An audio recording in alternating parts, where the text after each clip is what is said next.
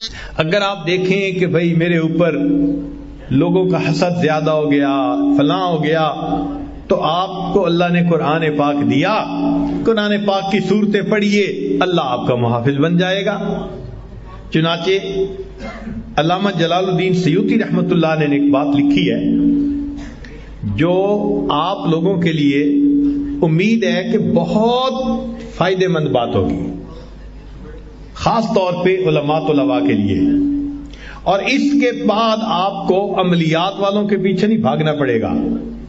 ہوتا ہے نا یہ جادو اور ٹونا اور فلاں اور ان کے پیچھے بھاگو، کوئی ضرورت نہیں۔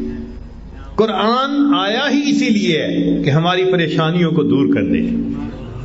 چنانچہ علامہ جلال الدین سیوطی رحمۃ اللہ فرماتے ہیں الفاتحہ تمنع غضب الرب، کہ سورہ فاتحہ کی جو کثرت سے تلاوت کرتا ہے اللہ کے غصے سے اس کو حفاظت ہو جاتی ہے۔ یاسین تمنع عطش القیامہ، جو یاسین شریف روزانہ پڑھتا ہے اللہ تعالیٰ اس سورت کی برکت سے قیامت کے دن کی پیاس سے اس کی حفاظت فرماتے ہیں۔ الدخان تمنع من احوال القیامہ، سورہ دخان جو پڑھتا ہے اللہ تعالیٰ قیامت کے دن کے خوف سے اس کو امن عطا فرماتا ہے۔ الواقعۃ تمنع الفقر والفاقہ، جو سورہ واقعہ کی تلاوت کرتا ہے اللہ تعالیٰ رزق کی تنگی سے اس کی حفاظت فرماتے ہیں۔ الملک تمنع عذاب القبر، سورۃ الملک تبارک الذی بیدہ الملک، اس کو باقاعدگی کے ساتھ پڑھنا یہ قبر کے عذاب سے انسان کو بچا لیتی ہے۔ الکوثر تمنع خصومۃ الخصماء، سورہ کوثر کی جو کثرت کرے تو جو جھگڑا کرنے والے اس کے دشمن ہیں اللہ ان دشمنوں کی دشمنی سے محفوظ فرما لیتے ہیں۔ الکافرون تمنع الکفر عند النزاع، جو سورہ کافرون کو پڑھتا ہے کثرت کے ساتھ اللہ تعالیٰ موت کے وقت کافر بننے سے حفاظت فرما دیتے ہیں۔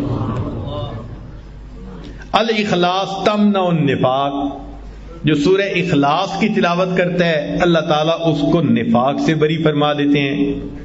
الفلق تمنع حسد الحاسدین، سورہ فلق کی تلاوت زیادہ کرے گا تو اللہ حاسدوں کے حسد سے بچائیں گے۔ والناس تمنع الوساوس، اور جو انسان سورۃ الناس کی کثرت کرتا ہے اللہ شیطان کے وساوس سے اس کی حفاظت فرماتا ہے۔ اب اللہ کے حبیب صلی اللہ علیہ وسلم نے ہمیں یہ باتیں بتا دی تو ہمیں کس بات کی پریشانی؟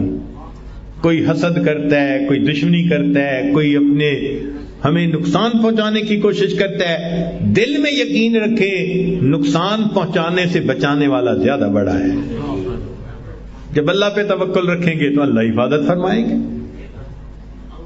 اور اگر کوئی آپ کے ساتھ برائی کرے یا زیادتی کرے آپ اللہ کے لیے معاف کر دیں، اللہ کے لیے معاف کر دیں۔ چنانچہ معافی کا ایک عجیب حدیث پاک ذرا سن لیجیے۔